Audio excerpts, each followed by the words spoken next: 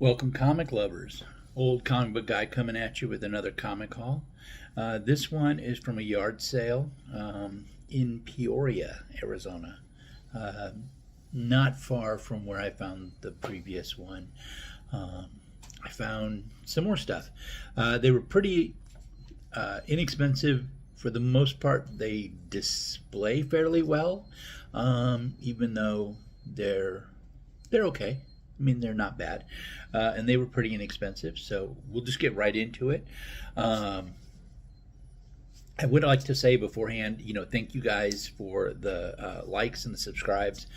I hit 100 subscribers just the other day, and so I'm thinking I'm going to do. My kids tell me I need to do something, so I'm not sure what that is yet, but I'm going to come up with something. So keep watching. I'm not sure what it's going to be yet, but I'll come up with something.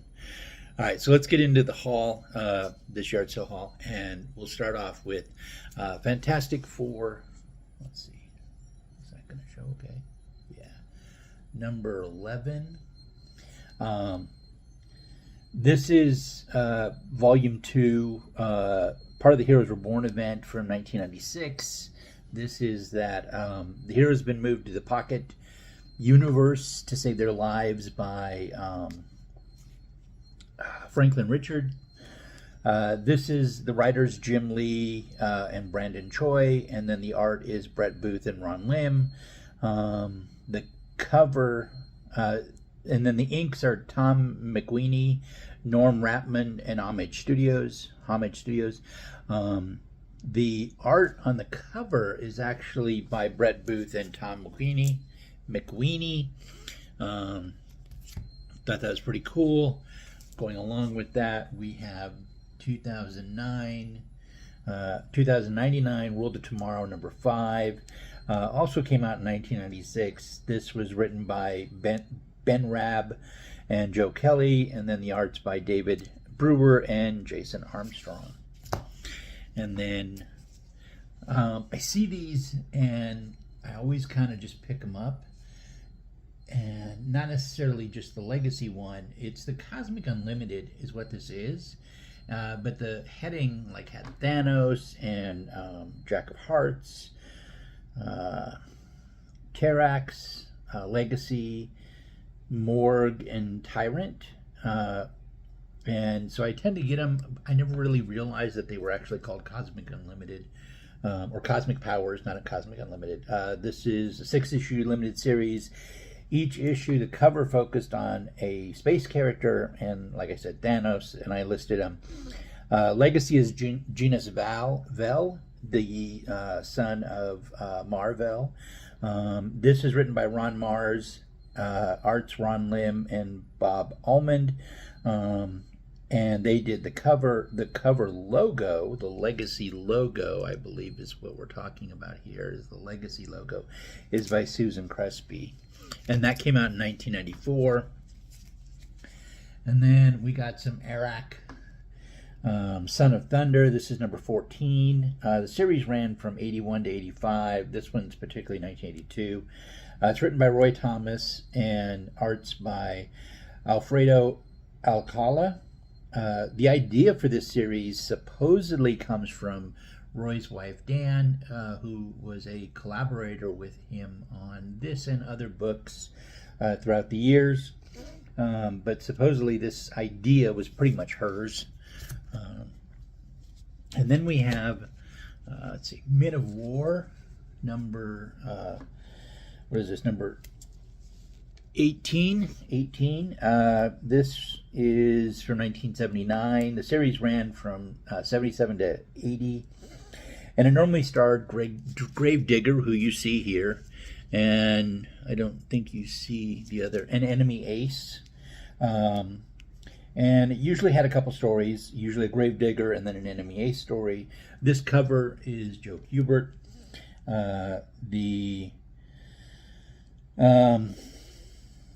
Let's see, the Gravedigger one is Jack Harris and as the writer, and Dick Ayers as the artist. And then the Enemy Ace is Paul Kupperberg and Jerry Grandinetti. So pretty cool. I also picked up this. This is DC Sampler. It's something that they put out to stores and they wanted to give away for free, so this was free. The covers, Ed Hannigan and Dick Giordano. Giordano is the editor also, and it was 2-page ad for most of the series that were out in 1983. And this idea was to sell people on coming to collect their books or get their books. This is the first issue, the first DC Sampler.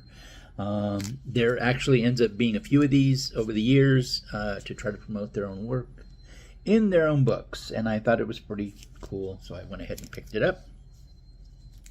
And then we have Batman Annual 13. This is, of course, from the first volume. This is 1989. The writer is Christopher Priest for the story Faces, which is Batman, which really has the break of Batman and Gordon's relationship. And the art for that one is Michael Baer and Gary Morrow.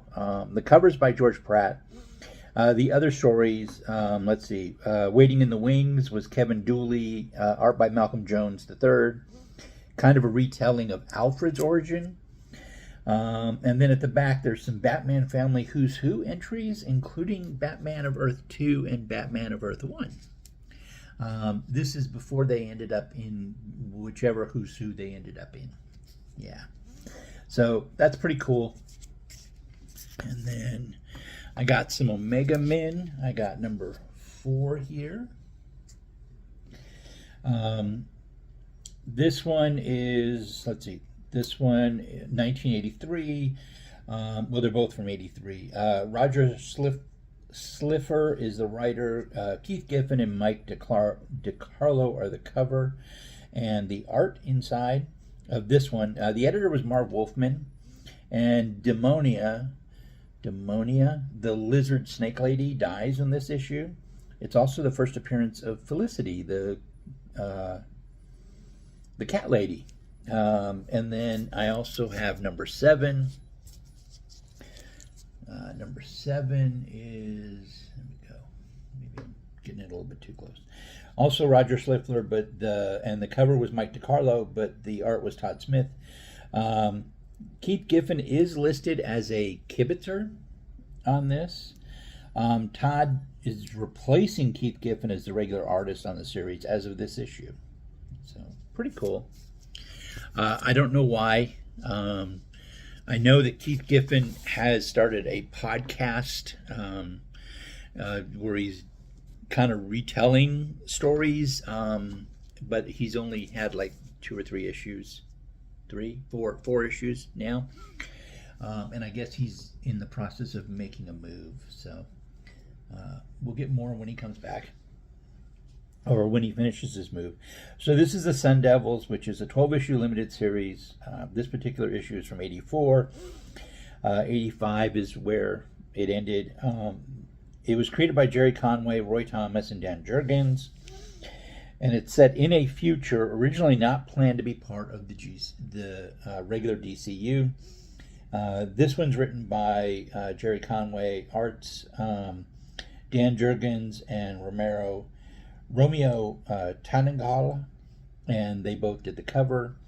It does end up becoming part of the regular DC universe later, but it was not planned to be. Pretty cool. And then, well, we have some Dead Men goodness, right? So these are, this is Dead Man Volume 1. It came out in 1985. It was a 7-issue limited series. It reprinted classic stories. Dead Man was originally created by Jack Miller and Neil Adams. Number 3, so this issue, is got a story from Strange Adventures, number 209, written by Jack Miller and Neil Adams. And then Jerry Conway, Gil Kane, and Neil Adams story from House of Secrets, number 85, that started Dead Man.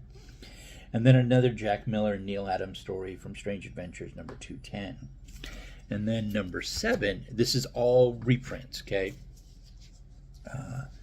From Strange Adventures and other places. So this one has Neil Adams as the writer and artist and inks on the story from Strange Adventures number 216.